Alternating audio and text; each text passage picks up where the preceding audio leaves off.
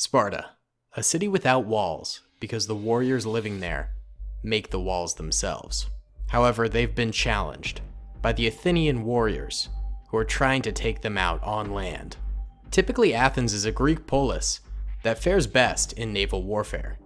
But today, they've sent ground forces forward to try and take the Spartan capital.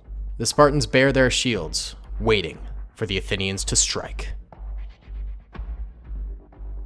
Yo, what's going on, fellas? It's me, Daily Tactics here, and today we are doing some more Rome 2 Total War custom battles. This was a battle I fought the other day. I was playing as Sparta within the city of Sparta here, and the Athenians were assaulting. I don't think this ever actually occurred in the Peloponnesian War. I don't think the Athenians ever actually did attack Sparta itself, like the location geographically.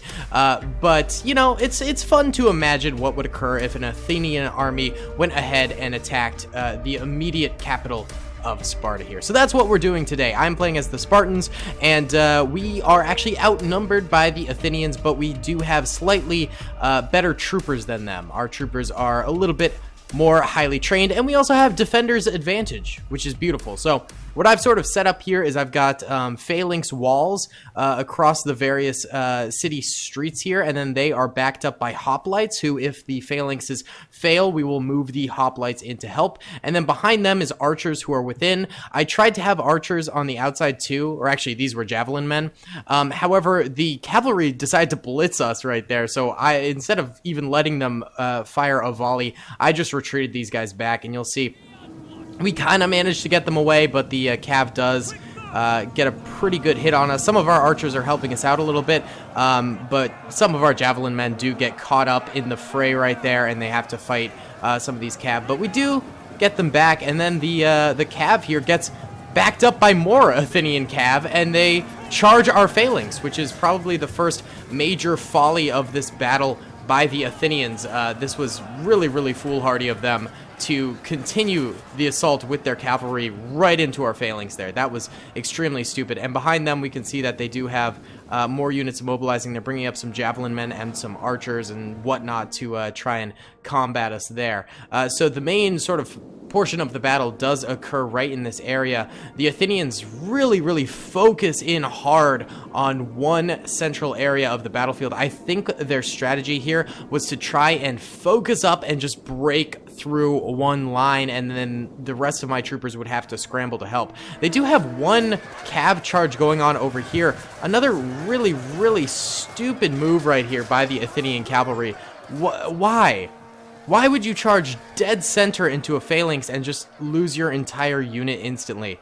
Just not a brilliant move right there. That was very, very dumb. And then they just start consolidating their troopers all around the center here, attacking our lines really, really, really nicely. They do have cav at the front, and then a phalanx behind the cav, and the cav is actually sort of disrupting the phalanx there, and as you can see, the phalanx isn't nearly as effective due to the cavalry coming in really, really hard right there, and our phalanx is still standing extremely strong. We are taking a few losses here because phalanx versus phalanx, you're bound to take a few losses.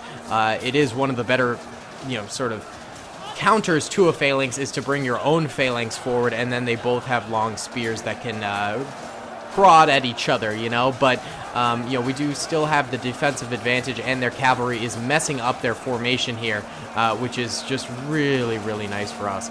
I do start bringing some cavalry around the flank. Here they are, so they're already up here. The cavalry is coming around the flank. I thought might as well try and charge their archer lines back here, which are completely undefended currently.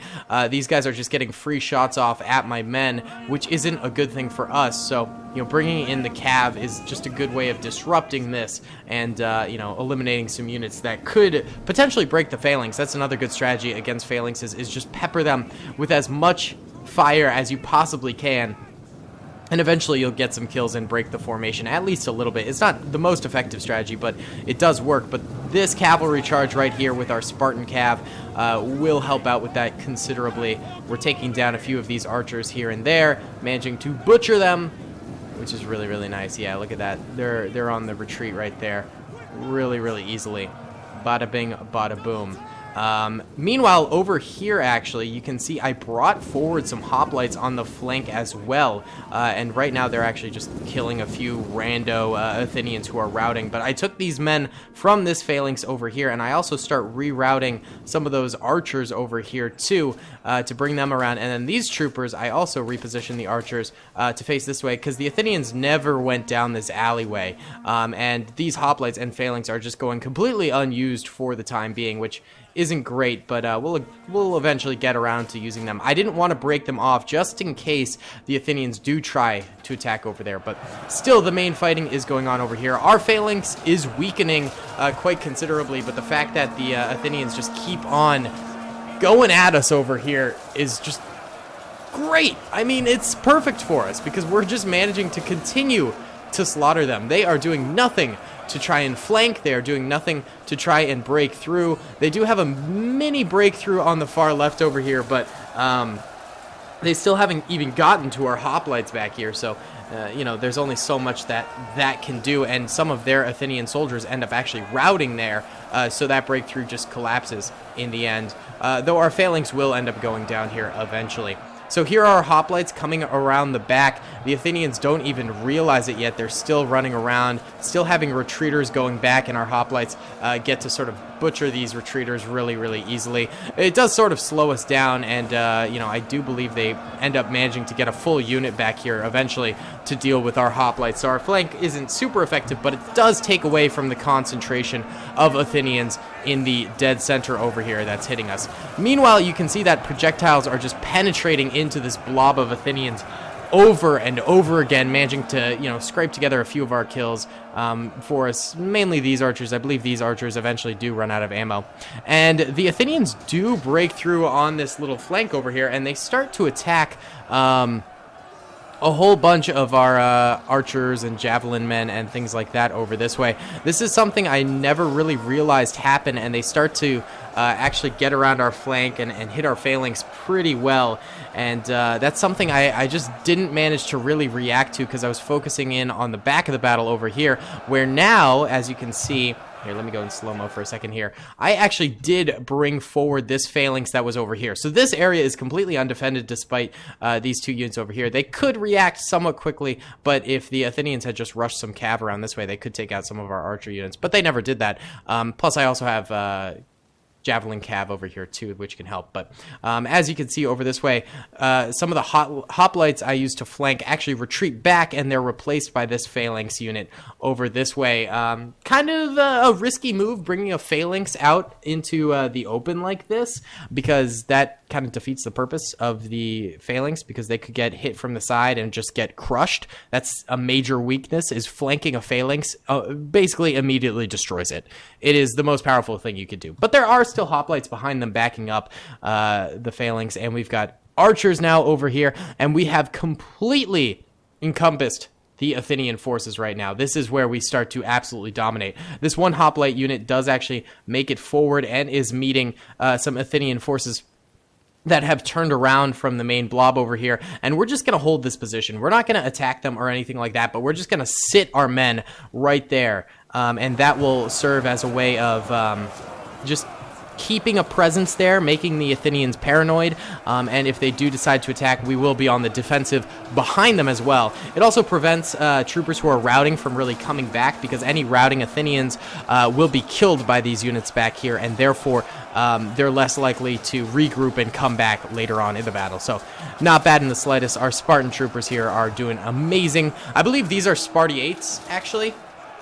The Spartans had a very weird class system. They had helots, which were essentially slaves. And then I believe they had the perioikoi, who were like semi-citizens of Sparta, but not really.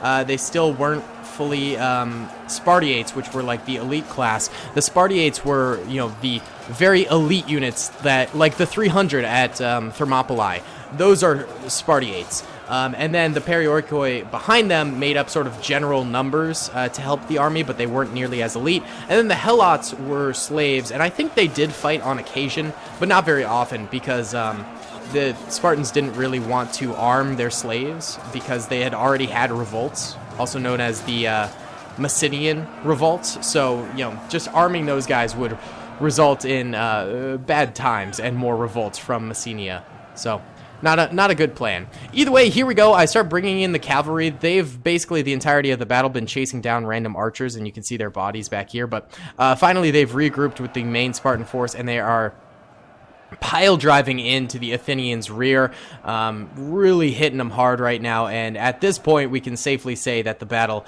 has been won. The big thing that I think the Athenians came close to winning the battle was this unit right here. That's the end right there. But that unit right there, if they had managed to smash further to the right instead of routing right then, our phalanx could have collapsed and we would have had to retreat back to our temple up there. However, the fact that they collapsed before we did was just beautiful right there. So we really killed it in that battle. We took 415 losses and we killed 3,500 Athenians. It's safe to say that the AI did not play this very well in the slightest. I gave them plenty of high-ranking cavalry and things like that to try and do things, but they just did not utilize them correctly. So, yeah. They also had 800 more troopers than us, which is significant. That's not nothing. But again, didn't really end up doing much with it. So either way, guys, thank you so much for watching. I really hope you enjoyed this video. I think I will do more historical Total War battles, even if they're fictional like this. I think they're very fun. I hope you guys enjoy them too. Subscribe if you haven't already. Like the video if you haven't already. Comment down below what you think and what battles you'd like me to do in the future. And I'll see you all in the next one. Peace. I hope you guys enjoyed that video.